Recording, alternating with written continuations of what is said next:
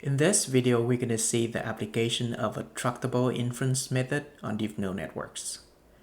This method is called Tractable Approximate Gaussian Inference, or TAGI.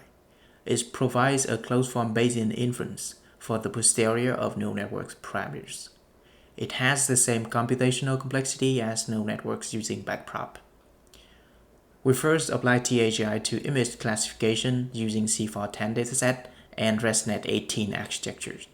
TAGI matches the performance of the deterministic and Bayesian neural networks while requiring less number of epochs.